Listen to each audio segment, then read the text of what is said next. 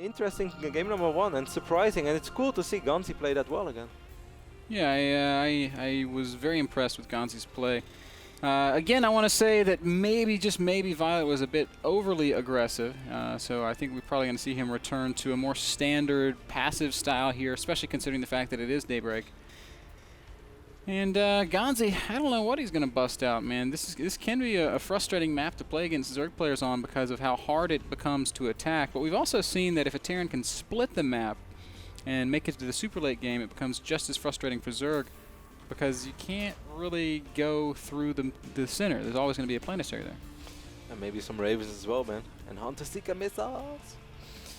Violet has a 4-0 record in the league, while Ganzi is 1-3, but that's definitely not shown in game number 1. And that's kind of what I tried to say as well before he went into the rig.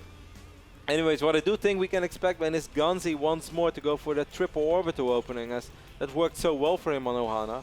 And he was able to defend aggression. He faced a pretty aggressive Violet, even though I still felt that was perhaps a little bit too late. And it looked a little bit tricky on one moment, but that bunker was just, it took so long for that bunker to fall that Ganzi was, had enough time to get some Hellions out on the map, and the moment 2 to 4 Hellions enter the fray, it's just going to be a lot harder for those Zerglings to be just as effective. Yeah, it really, upgrades were a huge factor in that game. The 3-3 bio against Lings that were only ever 2-2, the fact that the Mutas were having to trade with bio and with mech when they really had no upgrades, only one attack upgrade on those Mutas. There really does come a point in a game once Marines have 3-3 stem combat shields, your Mutas just can't fly over them. They're just gonna evaporate. And Violet was put in a position where the only thing he could really make was Mutas. Happened to me so many times when I played Zerg, man. You know, because in my mind I'm like this fantastic Mutalist player who's always able to find a spot where the other guy doesn't have any Marines or Stalkers. But in reality, I'm not that guy. I'm the guy who, if he would be casted, would be like, oh my god, what is he doing with all my Mutas? And I would be, what am I doing with my Mutas? And then they all die. That's why Protoss is more meant for me, man. I think that's true of Mutas with most players, though, Kevin. I mean, even some of the best Zergs on the planet stay away from Mutas. Stefano has famously said that he doesn't really like them and prefers to play that tried and true Infestor style that he's made so popular. I think Mutas are still great against Protoss, even though we saw Naniwa vs Galaxy today. If you guys missed game number 1, our first game today, which was played on Whirlwind between Naniwa and Galaxy, you should really check out the VODs as soon as they're uploaded, because it really was a fantastic game. I truly enjoyed it. Some insanely good force fields, just really nice positional play by Naniwa overall. It's definitely worth. The VODs will be up in quite a while, unless you're a subscriber. Then you will be able to have access to those VODs pretty much immediately.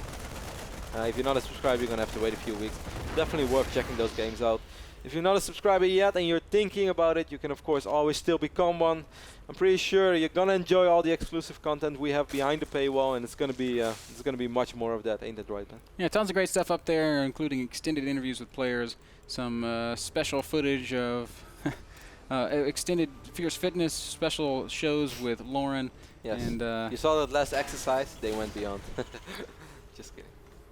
Or maybe I'm not. You guys are gonna have to figure this one out. Everything that you assumed when you saw the show. Yes. And then actually it's like Lauren and Frodan just having breakfast. It's like, that's not what I signed up for. Eating ice cream after working out. Like, guys, I thought we were getting fierce. And we see Frodan with chocolate donuts and stuff. And they walk in, there's crumbs on his face and some chocolate sauce. All right, man. Turn the camera off. Similar opening over here from Ganzi, as 3 Marines this time do make their way across the map, but you can't really proc in against 4 Queens, man. 2 Queens are just waiting at the entrance, and we all know what Queens do with Marines, at least Marines in low numbers. They kill them very slowly. But he's going to try to get a bunker up, perhaps, and then just put those 4 Marines in. Interesting opening over here by Ganzi. I've got mixed feelings, but there's still, well, I guess if there's a bunker, those 4 Marines will be able to deal with this and with that Queen. Violet, does he know? He doesn't know, man. Wow, this actually could be very, very annoying. This is something we've seen from QXC in the past. Yeah, this is going to be so good. Now those Queens are going to be too late, I think, in any case. A lot of Zerglings are making their way over. He forces a cancel immediately on the hatchery. Wow, Violet. This is not good, man. Yeah, definitely a problematic spot for Violet. Might be forced to expand out in front. That wouldn't be the end of the world for Violet. Daybreak's still a long map, and Ganzi's opening is not one that allows him to apply that much early pressure. He's going to go for it immediately with these links and with the Queens as well. So he's just focusing the hatchery, by the way. That's free. No, he's not going to focus the Queens right now. That's not smart, because Transfuse will go down. I thought if he would have just kept focusing the hatchery, he would have been able to force another cancel. Violet did that really well, though, letting the queens come in and absorb that initial damage. Yeah, but it was a little bit silly by Ganzi to focus the queen when there were 3 queens standing next to it with energy. Well, I don't even think he was. I know that you firing. find that T button very, very impressive. I think he was just kind of on attack move there. Like I don't think Ganzi was even really looking. He just wanted to delay as long as possible and then salvage the bunker. Four Marines have enough DPS to force a cancel on a hatchery, right? I don't think so. Not at. But why did he? If he wouldn't have that, if it wouldn't be enough DPS, why didn't he cancel it the first time? Because he didn't know exactly what he was dealing with, and he didn't have full vision of it. All right. Would be nice if someone out there in the StarCraft 2 universe can give us the answer. Is 4 Marines enough to shut down a hatchery, or do hatcheries gain HP quick enough? It takes 3 Marines to out damage a building extractor. And a hatchery gains health much faster than a building extractor, so I would think not. Are you sure? Because I mean, extractor builds a lot quicker than a hatchery as well. I know a hatchery has a lot more HP, but an extractor builds like much quicker. It might need to be tested. That's a good I'm sure that someone out there knows it, man. So let us know, Twitter universe. We are reaching out to you. Is 4 Marines enough to shut down a building hatchery? Twitter.com/Rotterdam08 or Twitter.com/MrBitterTV. I'm curious, man. Yeah, me too. I'm tempted to just like tab out of this replay and go test it right now. Let's not do that, man. I need you. Don't let me fall apart. 4 Hellions of Ganzi are making their way over into the natural Violet. The Violet does have 4 roaches here and a little bit of a wall. He has double evolution chamber and a roach one, so I think Violet is more than fine. And he's definitely switching up his playstyles then, as this game, as we are going to see roaches, double evo chamber, but he's going for the Zergling Baneling upgrades. And I guess we're going to see an infestation pit eventually as well. Oh, well, eventually is now.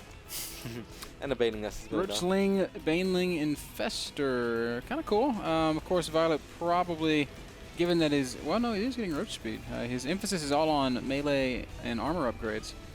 So he could definitely put a heavy emphasis on Infesterling if he wanted, but roach speed tells us that maybe he also wants to include some roaches in that army composition, something that we used to see out of Lucero way back in the day, during his first big run through the GSL. Lucero, such a legend. He's so quick, man. You know, I always use Lucera's YouTube video to show people how quick pro gamers are. He's one of the fastest. You go to a bar and it goes like, oh, so you play computer games? Like, yeah. It's like, so how can you be good? And I show Lucera's hands. He's like, oh my god, are you that fast too? I'm like, yeah, I'm that fast. Of course, I'm like 4 times as slow, but hey, they will never know, man. Whenever I lose a game, I always go and I watch the replay, and I have to pull out the APM tab because it's my gauge of whether or not the guy's good. Really? Yeah. Are you one of the... Oh, man, you disappoint me. No. It's just like you know if somebody has... You can be good with low APM, but you know if you're playing somebody with 300 APM, they probably know what they're doing. I disagree. I mean, they could be... you're right. They could be spamming, but if you've got 300 APM, you know something about StarCraft. You don't just spam. Yeah, that's true, but you can... I've literally seen people in Diamond League with 300 APM. And now Diamond League ain't absolutely terrible, but... If I'm losing to Diamond League, I am starting to get a little bit sad, but fortunately for me, that does not happen. Well, the moral of the story is today I played a game and I lost it, and I felt like the guy was just awful. And then I watched the replay and he had all this APM, and I got really mad. I was like, spamming noob. That's what I was thinking to myself. 4 Hellions are about to get dropped in the main base of Violet, but Violet is so well prepared, man. Well, at least he was. He had a lot of units, but he still is. He's going to take care of these Hellions without any problem. Well, I'm a little bit surprised by Ganzi that he just decided to sacrifice 3 out of 4. Yeah. Could have always kept them alive and tried it again on a later moment. A little bit sloppy. Great creep spread by Violet. He is crossing the center line here in the middle of the map. So bent. And if Ganzi doesn't hurry up, actually I don't think he's going to... He's going to have to work to deny this creep. When he takes that center expansion, it's probably going to be blocked. Okay, at least if Violet continues to spread and creep this fast. So one Banshee has enough DPS to kill a hatchery, basically. That's it. Okay, so this Banshee is like keeping the hatch at 600 HP. No, it's lowering. It's lowering. It's very, very, very, very slowly. 700. Yes, it's lowering it, but it's not going down like frantically. Well, it's 150 so far. This Banshee has 24 damage on 1.25. One Marine had 7 on 0.86. 1.86? 0.86. So 4 Marines have more damage than a Banshee, so yes, 4 Marines is easily enough to shut down a hatchery. But in that situation, I don't think that it would have killed the hatchery before the bunker would have been killed. I think it would have. So deal with it, Mr. Bitter. No, there's no way. He would have never killed the hatch. If he would have done it immediately the first time that hatchery went down, why not? You don't think it would be quick enough? No. Well, fine. Let's agree to disagree in that I'm right. Lots of Roachling Bane out here in the middle of the map for Violet. Looks like he is going to prepare some kind of crazy huge bust. These kinds of styles, this is actually how Rhett used to play ZVT. Big Roach Baneling bust. The whole premise here is to crush the tanks and use the Banelings to clean up whatever infantry's left over. And I think that's exactly what we're going to see happening here. Oh, that fungal. Ganzi. Everything very is so sloppy clumped up. moment. That's just straight up GG, I'm afraid. There are a few more Marines coming down from the back. But more Banelings are rolling in as well, but they're getting close. Oh man, more sloppiness from Ganzi, not really splitting at all, and he's going to lose just about everything. For all his perfect play in game number 1, but making some crucial mistakes over here, losing 2-3 orbitals. He was dropping 4 Marauders in the main base, but yeah, even the drones will take care of those bad boys. More Fungals are going down, still quite a few Lings alive. Wow, Ganzi, you fought so extremely hard and well in game number 1. In game number 2, just not expecting this attack at all from Violet. Yeah, Violet forced to, well, I guess Ganzi forced to tap out there as Violet does take game number 2. Game 2 brought to you guys by Azo Monitors, the best and brightest gaming and production monitors on the planet. You can pick up yours today at azo.com. We're going to have another short commercial break. Violet versus Ganzi, game 3, our final game of the day. We'll be playing. What are you chuckling at? I don't know. I was chuckling about the fact that I still think I'm right, and I want to say the best and brightest gaming productions in which you can see me be right in HD. But you might have been right, man. We'll be back in just a sec.